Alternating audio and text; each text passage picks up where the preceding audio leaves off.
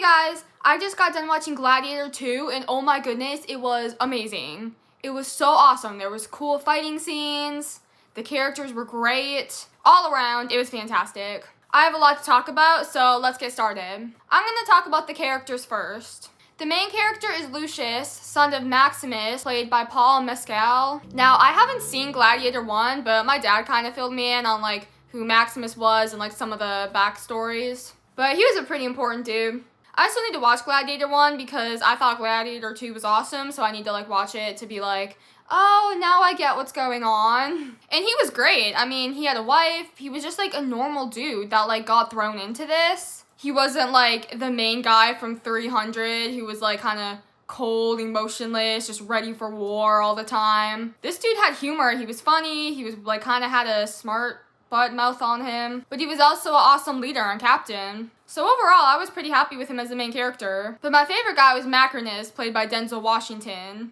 That dude was hilarious. He was just found everything so amusing, just constantly laughing at everyone's shenanigans. He was trash. He was like the main mastermind behind everything, pulling the strings, rising to power. But he was like a chill dude while doing it. I mean, literally nobody else had any idea like what he was doing because he was just kind of like, he was just kind of there. He just looked like some rich, spoiled dude who was like being entertained by all this war and chaos going on. But he was slaying. And then we have Lucilla, who is played by Connie Nielsen, which I have no idea who Connie Nielsen is, but she was a great actress in this movie. And she's Lucius's mom, so that was a pretty awkward family reunion. She was fine. I mean, she didn't really do anything much for me. She was just kind of there. Because I didn't see Gladiator 1, and if I would have seen it, I probably would have been more like, oh my gosh, but I was just kind of like, who's this bozo?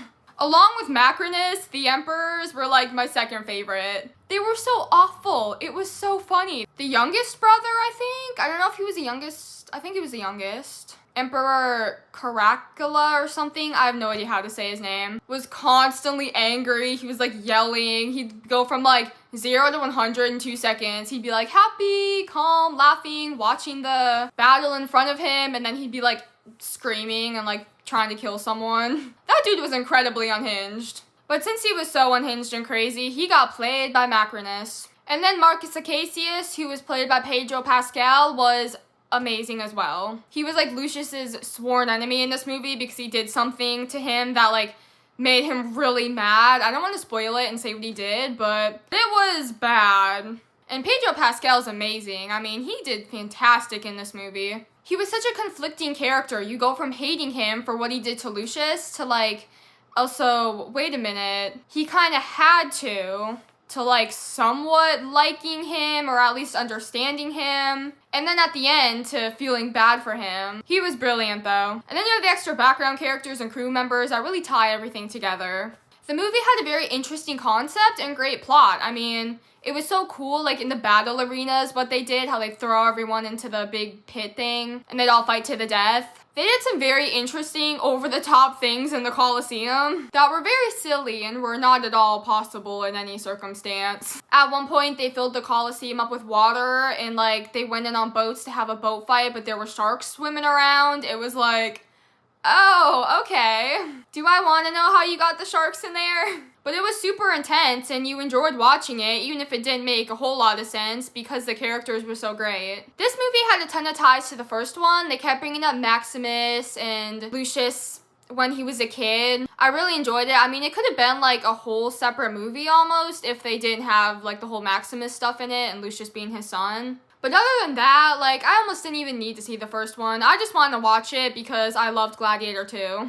This movie was super fun, and the art style was amazing. Like, it really felt like you were in Rome.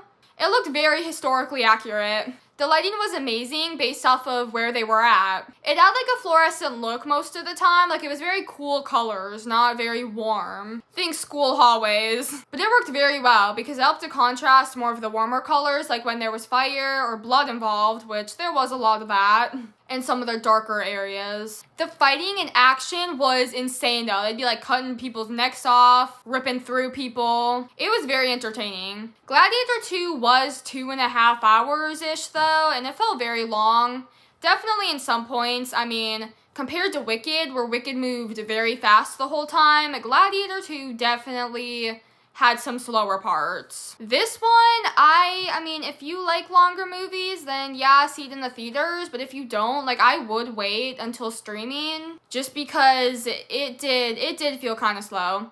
And maybe because I already sat through like a almost 3-hour movie that day, Wicked, and then I went like back to back to see Gladiator II, I just felt like more antsy, but it definitely could get pretty slow. They had to build up the foundation, they had to like bring in the whole storyline, build up some of the characters' intentions. It was a process, and it was so long, I don't know if I'll see it again for like a couple years. Which it was a bummer that it was so long when they definitely could have like, you know, left some scenes out or like cut a scene or two.